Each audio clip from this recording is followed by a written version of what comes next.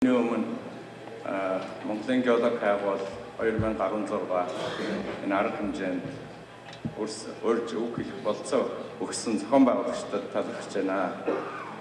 За би өнөөдөр та бүгдэд ер нь уул уурхайн засаглалын өмнө тулгарч байгаа асуудлын тухай аль болох богино хугацаанд олон мессеж өгье гэж би дотроо бодсон. Энэ асуудлыг бол бид нэр геолог уул уурхай яамн дээр өдөртгөөлийн төвшин дээр бид нар ярилцсан, бодсон, ахиж хэлцэх ёстой, ахин бодох ёстой зөндөө асуудлууд байгаа.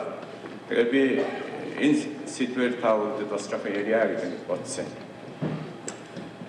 Миний та бүхэнд үзүүлэх презентац бол хаанхын материал вэ гэж асууж магадгүй. За миний гол тулгуур болгосон материал бол Оксфордын их сургуулийн материал. Оксфордын их сургуулийн дэргэд Blavatnik School of Government гэж байдаг. Blavatnik-ийн хувийн сургуулийн материал. Дээр нь Байгалийн нөөцийн институтийн материал. Энэ улсуудын энэ газар яригдчихсэн томоохон эрдэмтдийн материалуудыг шууд ашиглаж байгаа.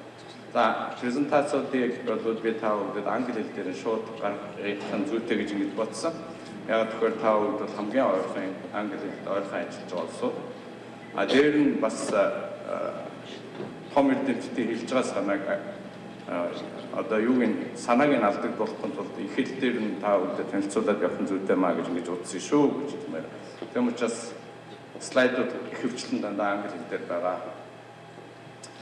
За нэгэнт геологч хандаад ярьж байгаа учраас уул уурхайн засаглалын асуудал бол зөвхөн ганц геологчдоос хамаарахгүй олон юмнаас хамаарх юм аа.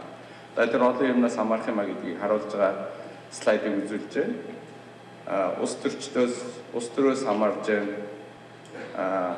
Ер нь зүгээр том төслүүдийн economics одоо өртөг зардал үн циклээс хамаарж байна. Ер нь бол засаглалаас хамаарч байна. Тэгэхээр бид нар бол геологчид энэ бүх асуудлаас бас хол байна гэж өөрсдөө бодож болохгүй. Зөвхөн геолог гэж битгий явцаараа гэж би одоо хэлмээр байна. Яг тэгэхээр уул уурхайн засаглалыг өөрийн шинжилэн тогтоох, сайжруулах, засах гэдэг асуудал бол нийтийн хэрэг. Бидний бүгдийн хамтын зүтгэх хэрэг. Тэрний дотор бол геологчдын бас үйл хэрэг юу хамаа гэдгийг ойлгох гэж энэ слайдыг үзүүлж байгаа.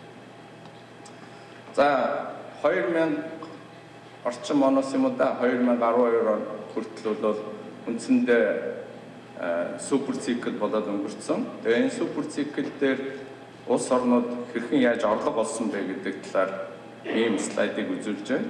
Тэгээ энэ слайд бол бас их сонирхолтой слайд. Энэ слайдын ногоон өнгөтэй нь бол ерөнхийдөө нефт газрын төсных, улаан нь бол уул уурхайн орлогууд юм байна. Тэгээ ингээд дэлхийн улс орнуудын одоо том улс орнууд ингээ харах юм бол үндсэндээ газрын тос байгалийн хийгээс энэ супер циклүүд гол орлого олж ирсэн. Энэ бол Ботсвана. За Монгол хүртэл энэ дотор бол байгаа. Монгол одоо энд байна.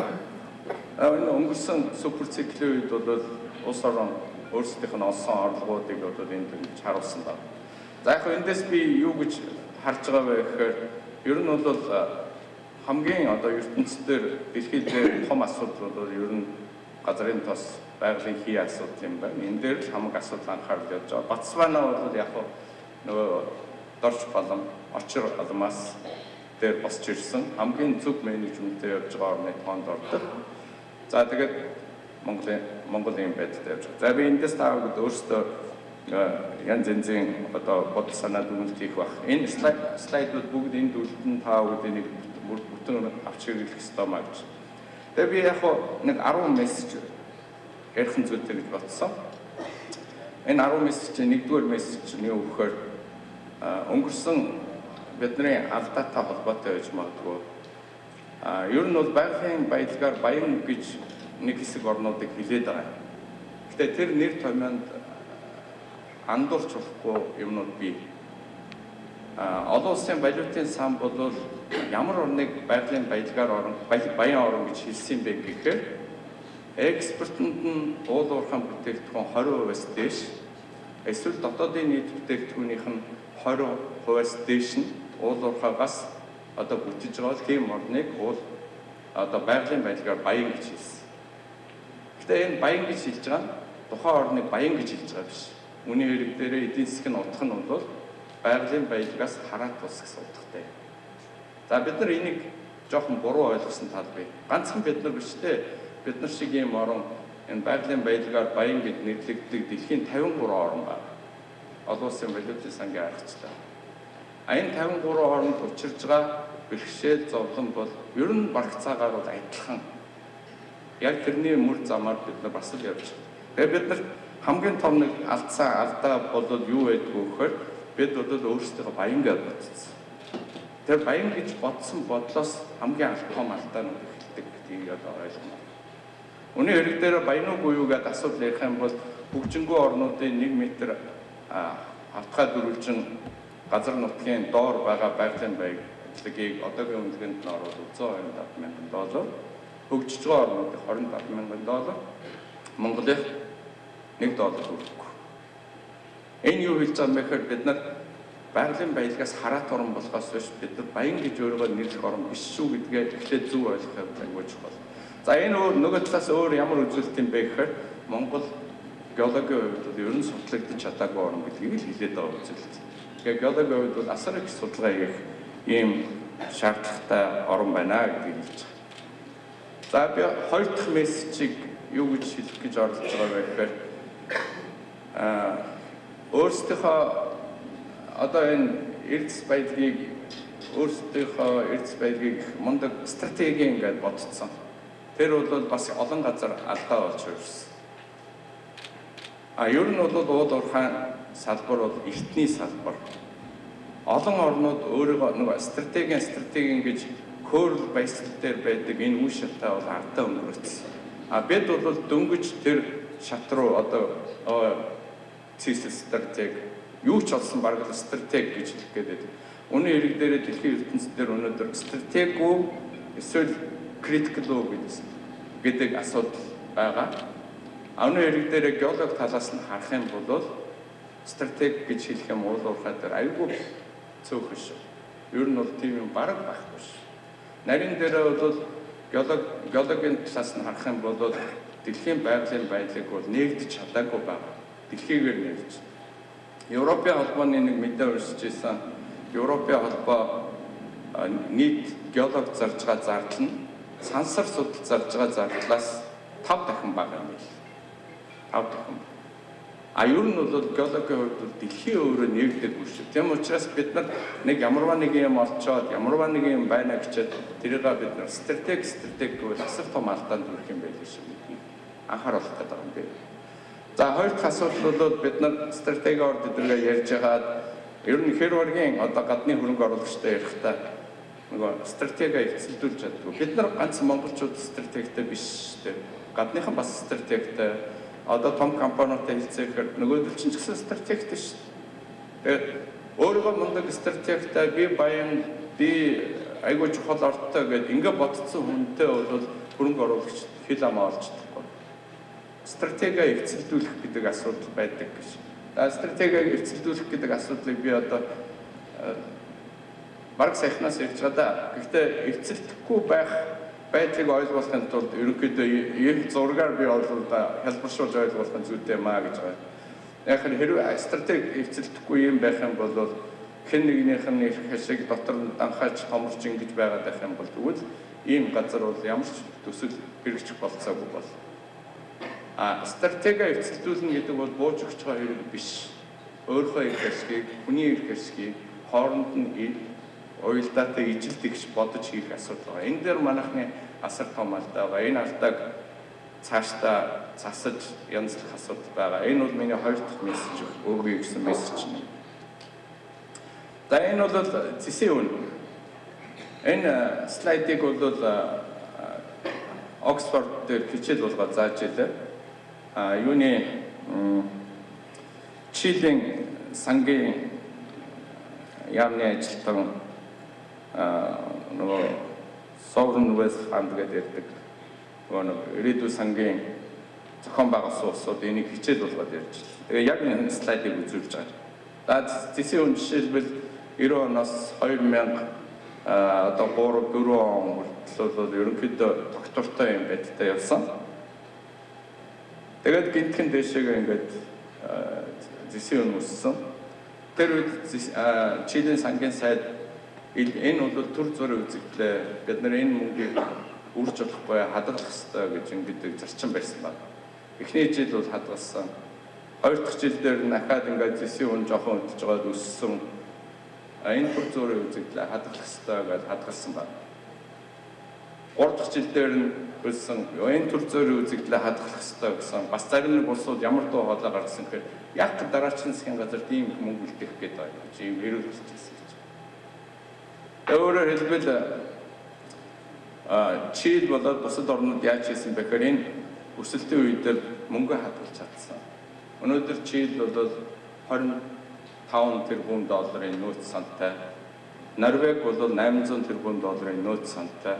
Өнөөдөр супер цикл унтсан байхад өөрсдөө эндээс аваад гарах эдийн засгийн менежментээр байж. Бид нар ийм үйлдэлийг хийгээг учраас энэ бол бидний 3 дахь том алдаа байсан гэж одоо би хэлмээр. Тэгэхээр өөрөө энэ 3 дахь том алдаа нь яасан бэ гэхээр ерөнхийдөө супер циклийн үнийн өсөлтөн дээр мөнгө хадгалах, уналтан дээр мөнгө эргэж одоо хэрэглэх тухай асуудал байдаг. За энэ яг хэлбэршүүлэн хэлж ойлгуулж байгаа шүү дээ. Тэгээ хэлбэршүүлсэн гэдгийг ойлгуулахын тулд ер нь бол циклийн эсрэг, савлгааны эсрэг олон талын бодлого байх хэрэгтэй. Тэр олон талын бодлогыг ойлгуулахын тулд ер нь ширээн дээр юм бөмбөлөг тавьсан, энийг доктортой авч явах, энэ эдийн засгийг доктортой авч явах гэсэн. Энэний хэрвээ аль нэг бодлого нь алдагдвал тэгэл эдийн засгаа докторгүй байдал руу орж. Тэгэхээр бид нарын өнгөрсөн хугацаанд хийсэн алдаа бол энэ гэдгийг одоо би хэлэх гэж. 3 дахь мессеж. За 4 дахь мессеж нь хэлэх гэсэн мессежүүд юу гэхээр ийм юм байна. Аль ч манай тайлбар 53 орн байгаа гэсэн шүү дээ. Энэ 53 орн болсон явдал. Нөгөө байгалийн баялаг чигтэйхэн үнэтэй ховор стратеги бид нар баян гэж бодцсон ус чинь хүнтэй хэлцээр ихтэй нэг харам сэтгэлээр ханддаг бол гарцаагүй. Тэгээд нөгөө роялти аавн компани орлогын татвар аавн нэг л баг аваад байгаа юм шиг санагдаад. За ахив авахын тулд яах ёстой? Тэгвэл хувь эзэмшил байл. Тэгэл төрийн өмч төр заавал оролцох ёстой гэдэг том төслүүд рүү өөрсдөө оролцно гэж довтолдог стратегийн дээрээ элдв юм яриад. Тэгээ эцсийн дүндээ яад гэхээр тийм орнууд ихэнх нь ер нь бол дийлэнх нь төрийн өмчийн оролцоо гэдэг нэрийн доор бахан мөнгө дэмий хангаа өрөө авцсан. За бидний зүгээр жишээ болгоод энэ дээр яг одоо дэлхийн уул уурхайн компаниуд төрийн өмчит компаниуд оролцоод яаж засагласан бэ гэдэг засаглалыг Natural Resource Governance гэж индекс гэж гаргадаг бас олон улсын байна. Тэр индексийн гаргасан энэ индекс байна. Өөрийгөө сайн аваад явж байгаа. За юу гэж энэ дээр хагас сайн аваад явж байгаа. Ер нь маш суулаа явж байгаа. Муу аваад явж байгаа. Муу аваад явж байгаа оронд манай төрийн өмчийн одоо гол том компаниуд оролцсон. Тэгэхээр өөрөөр хэлбэл менежмент хийж чадахгүй бол асуудлаа мэдэхгүй бол мөнгийг үрдэг болохоос биш авдаг болгож чаддгүй юм байна. Олон орны жишээнд харж. Бид нар ч гэсэн өөр дөр амьдралын тийм жишээнүүд байгаа. Эрдэнэс таван толгой гээл одоо өөрөнд орцсон. Ер нь яваанд элдв юм болох юм байдалд орцсон байгаа явдал байна. За энэ бол миний хэлэх гэсэн 4 дахь мессеж. Ер нь бол цаашаага яах ёстой вэ гэдэг асуудал гарна. Цаашаага яах ёстой вэ гэдэг дээр хаач орны үндсэн хууль байдаг. А, Б гэдэг хоёр орн. Ер нь аль ч орны үндсэн хууль адилхандаа байгалийн доор газрын гүнд байгаа байгалийн баялаг ард түмний их мэдлэлгээд бүгдээрээ л үндсэн хуулинд тэгээ хийсэн байгаа. Ганц Монголч хийсэн биш. За тэгээ ашиг малтмалын хууль тэгээд янз янзын дүрм журам гардаг. Тэгээ аль болох гэрээнд баг орон зай үлдэх ийм хандлагатай улс байна. Гэрээнд дэндүү их том орон зай үлдээчээд тэгээ гэрээ хийж байхдаа энэ дээр дуршлаг гүйдэж алдаа хийдэг асуудал байна. Тэгэхээр бид нар аль замаар нь явах уу гэдэг бол бидний асуудал. Энэ А Б замаар явах уу, Б замаар явах уу гэдэг бидний асуудал. Бид өөрсдөө соёл, хяналт, элдвийн дотроо хийж чадчих. Миний бодоход бол энэ А зам нь арай зөв болох байх. Гэхдээ энэ А замаа хийх гэж ингээд дүрм журам ашиглан малтмалын хууль эдрээ хүнтэй их хил ам аварцж болохгүй тийм залтуудыг хийгээд их юм бол тэгвэл бид нар буруу.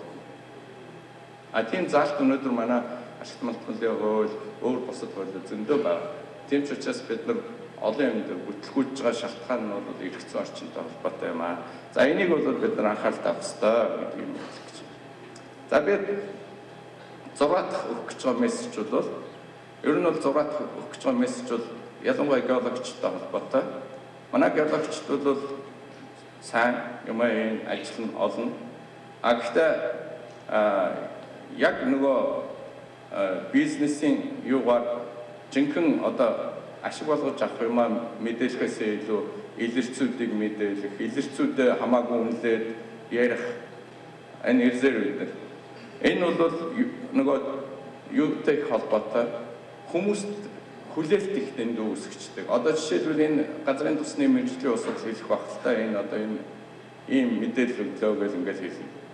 Тэгэхээр энэ мэдээлэл дотор бид нар том хэмжээний газрын тусны байж магадгүй юм оллоо, ийм юм оллоо гэдэг. Тэгэхээр энэ яг энэ хэлж байгаа үгэн дотор бол энэ бол үнэхээр бизнесийн төсөл болж чадах тийм юм уу эсвэл илэрч юм уу гэдгийг хэнд ч хэлээгүй байгаа. Тэгэхээр олон түмнийг буруу мэдээллээр буруу хүлээлтийг бий болгох бол осолтой байдаг.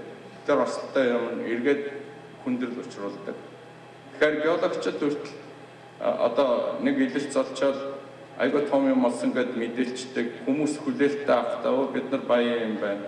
Ер нь баян чинь юм игээд явах уу? Ер нь зүгээр тэн дээр нандэр гэдэг сэтгэлгээ хинтж гарна шүү дээ. Ийм нөхцөл байдлыг үүсгэхийн тулд энэ хүлээлтийг зөв менежлэх тухай асуудлыг би зориуд та бүхэн анхаарал хандуулъя. Энэ бол бас геологийнхэнтэй холбоотой асуудал гэж хэлж байна. За 8 дахь миний хэлэх гээд байгаа мессеж бол яг уу лиценз сая сэргээж явж байгаа тухай 97 онд анх ихтэй бол хэн төрүүлж мэдээлэл өгсөн өргөдөл бичсэн лиценз авах болцоотойгоор хийсэн. Одоо бол технологи нь өөрчлөгдсөн. Хэн төрүүлж компьютер чухсан одоо лиценз авах болцоотой. Өөр шалгуурууд бас байдаг гэдгийг хэлмээр байна. Янз янзаар бас юмаа ингээд янзлах хэрэгтэй байна. За энэ янз янзаар болох шалгуур дээр би орнуудын бас жишээн дээр хэлж байгаа. За энэ гол нь нефттэй холбоотой signature bonus-аас Америк бол signature bonus-ын хэмжээнээс хамаарат лиценз өгöd авах жишээтэй. Эсвэл судлаа гэж байгаа талбайгийнхаа геологийн мэдээллийг илүү мэдж байгаад нь лиценз өгөх асуудал Англи, Норвегид хэрэгжиж явах жишээтэй. За энд бол жишээлбэл ажлынхын програмыг илүү анхаарч явах жишээтэй. Мексикт бол засгийн газарт юу өртөж гэнэ үү гэдгийг илүү анхаарах жишээтэй. Бразилд бол орон нутгийн оролцоо яаж хангаж гэнэ үү гэдгээс хамаарах жишээтэй. Янз янзаар байгаа. Тэгэхээр бид нар ганцхан юмар ханддаг биш, бас диверсификац одоо өөрөөр хэлбэл бодлогын диверсификац юмнууд өдрөг бол хийх хэрэгтэй болох хаа гэж бодож байна. Санаа өгч байгаа юм.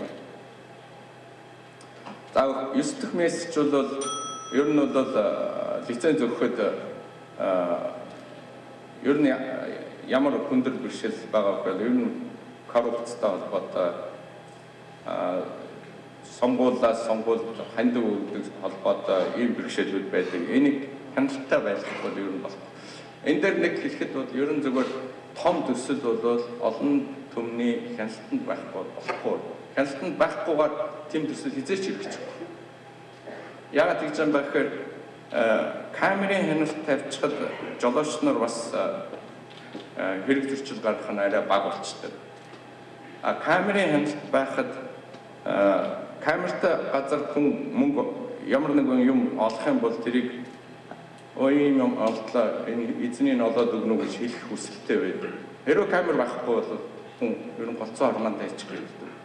Тэрнтэй адилхан уул уурхай салбар том ийм орд бизнесийн салбар бол мэдээлэл өгөх иргэдийн хяналтанд байхгүй бол хармаар гол хийх гэдэг. Энэ бол хүний арын шин.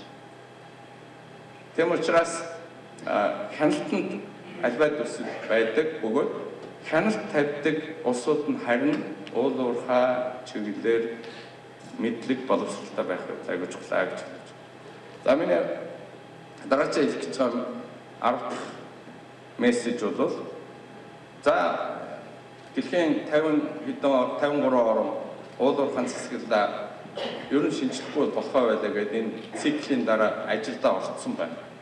За орохдоо ямар баримт бичгэн дээр илүү их тулгуурлаж байгаа вэ гэхээр Natural Resource Charter гэсэн баримт бичиг байгаа. Энэ Natural Resource Charter-ыг 2011 онд Африкийн холбооны төрийн тэргүүнүүд батлаад 12 оноос хойш уул уурхайн засаглалаа сайжруулах тугийн баримт бичиг болгосон байна.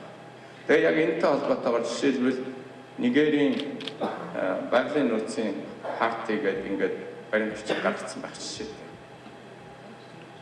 Тэгэхээр бид нар бас л Африкийн орнууд ч биднэрт өрсөлдөгч уул уурхайн талаасаа бид нар хоцрохгүй тулд энэ рүү маш хурдан орох шаардлага гарч ирж байгаа гэж байна.